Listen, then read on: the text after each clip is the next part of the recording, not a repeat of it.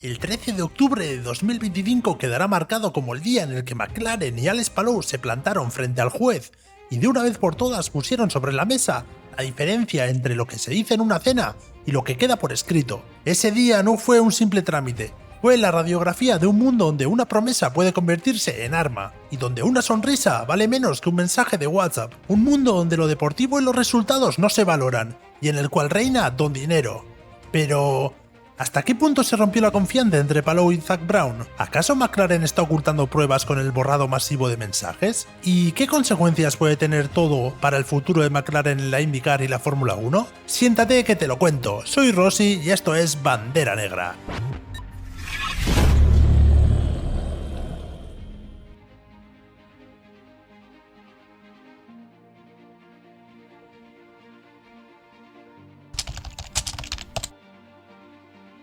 Lo primero que se oyó fue la voz de Palou, clara y sin rodeos, dentro del imponente Rolls Building. Sus palabras resonaron en silencio. Mi contrato con McLaren se basó en mentiras y falsas impresiones. Lo dijo con la gravedad de quien intenta justificar una decisión que acabaría convirtiéndose en pleito y titular. Explicó al tribunal que había aceptado el vínculo con McLaren impulsado por un único objetivo: llegar a la Fórmula 1. Acababa de ganar mi primer campeonato en IndyCar y pensé que aún era un buen momento en mi carrera para intentar llegar a la Fórmula 1 y tener una oportunidad allí. Añadió que durante las pruebas y conversaciones con McLaren en 2022, Zak Brown le transmitió confianza. Él creía que podíamos hacerlo realidad y que me daría toda la preparación que necesitara para convertirme en piloto de Fórmula 1 de McLaren.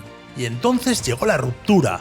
Oscar Piastri. Para quienes siguen la Fórmula 1, su nombre resuena como el del joven piloto australiano campeón de la Fórmula 2 en 2021, considerado uno de los talentos más prometedores de la nueva generación. El anuncio de su fichaje por McLaren para 2024 supuso un terremoto en la carrera de Palou. Lo que hasta ese momento parecía un camino claro hacia la Fórmula 1 se volvió incierto de la noche a la mañana. Palou relató cómo tras aquel anuncio todo cambió. Según su testimonio, fue Zak Brown quien le dijo que no fue mi decisión, fue la de Andreas Seid el fichaje de Oscar Piastri. Desde ese instante, su destino quedó en el aire. Le comunicaron que su rendimiento se compararía con el del joven australiano para decidir si merecía el asiento en 2024. Aquello, dijo, fue el momento en el que la promesa comenzó a resquebrajarse. En el frío Londres, entre las sombras de una historia escrita en contratos y silencios, Palou entendió que el camino hacia la Fórmula 1 no era una utopía, sino un laberinto. Lo que le habían vendido como una oportunidad se reservaba, en el mejor de los casos,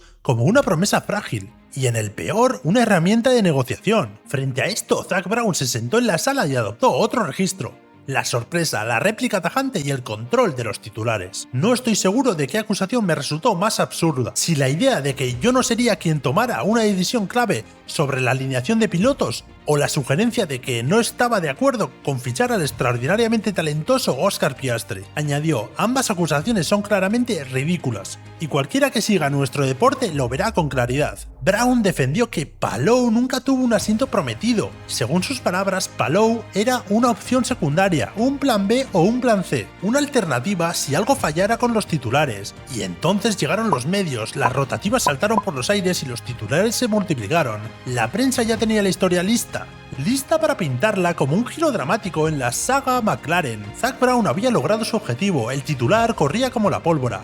El plan C de McLaren era Palou. La pantalla de humo estaba lista. En el tribunal, Brown reafirmó que Palou nunca fue engañado con falsas promesas, insistiendo en que nunca hubo garantías formales y que su rol siempre fue condicional. Pero la sala no solo escuchó palabras, se trajeron pruebas y correos, y sobre todo se habló de mensajes que desaparecen, esas huellas digitales que se esfuman en un segundo. Palou y sus abogados mostraron indicios de comunicaciones clave que, según su versión, McLaren había eliminado o provocado que se borraran. Varias fuentes sacaron a la luz capturas y testimonios que apuntaban a que la compañía utilizaba plataformas de mensajes efímeros y que existieron órdenes internas de cuidar las comunicaciones. Brown desde su asiento ofreció su explicación: el uso de mensajes que se autodestruyen eran prácticas estándar y cualquier borrado podría ser accidental. Pero para quienes observan la escena, aquel argumento sonaba como una sombra que se extendía sobre toda la sala. ¿Se destruyeron pruebas? ¿Se intentó borrar rastro? Lo que para unos era una cuestión técnica, para otros se convirtió en la prueba de que el hilo de promesas de Brown podía deshacerse en cualquier momento. Otro capítulo que salió a relucir y que amplía la radiografía del caso fue el asunto de Pato Ward y la estructura de pilotos de McLaren en Estados Unidos. Parte del daño reclamado por McLaren incluía costes y oportunidades perdidas por su programa norteamericano.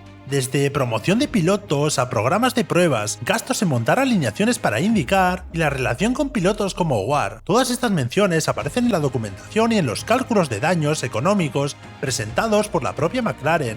No era el corazón del contrato de Palou, pero sí formaba parte del terreno de pérdidas que, según la versión de Brown y McLaren, surgieron cuando Palou decidió quedarse en Chip Ganassi. En otras palabras, McLaren no solo perdió un piloto.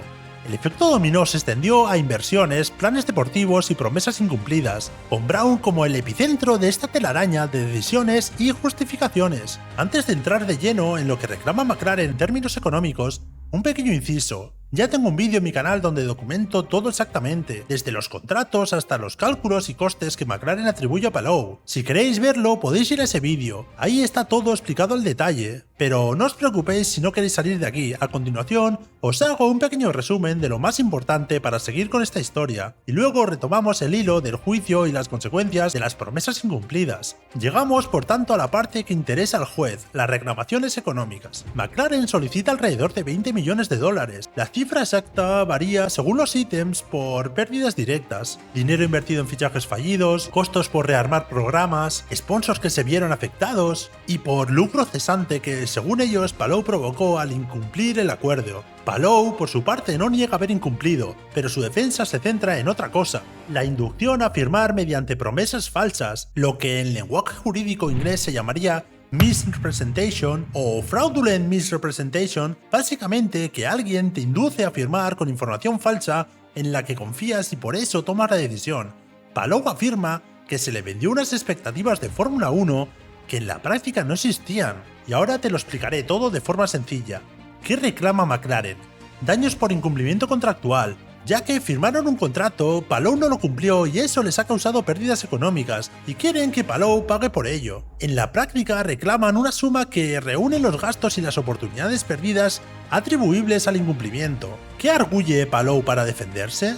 Que fue inducido a firmar por promesas que resultaron ser falsas o engañosas.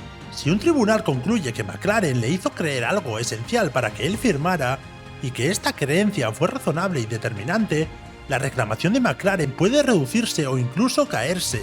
¿Qué puede pedir cada parte durante el juicio? McLaren pide compensación económica, Palou y su defensa piden que se descarte la exigencia y se reduzca, y además ponen sobre la mesa la conducta de McLaren, mensajes borrados, promesas, para minar la credibilidad de la demanda. Si el tribunal considera que McLaren o sus ejecutivos borraron mensajes relevantes deliberadamente, eso es un problema grave. Puede interpretarse como destrucción de pruebas y valorarse en contra de quien borra. ¿Qué necesita probar McLaren para que el juicio sea a su favor? Número 1. Existencias de un contrato válido. Número 2. ¿Que Palou lo incumplió? Número 3. Que ese incumplimiento causó pérdidas concretas y previsibles. Número 4. Que las cifras reclamadas están justificadas. Si alguno de esos puntos es débil, la demanda pierde fuerza. ¿Qué opciones tiene Palou? Pedir que se desestime la reclamación por exagerada o especulativa, forzar un acuerdo extrajudicial y, por supuesto, seguir quitando la tesis de la tergiversación y fraude. Como él dice, me prometieron un futuro en Fórmula 1. Si esa promesa fue esencial y falsa, la obligación de pagar pierde fundamento. Volviendo a la sala, en estos días se ha visto un cruce áspero entre abogados y testigos. Palou, dolido, repitió que se sintió utilizado.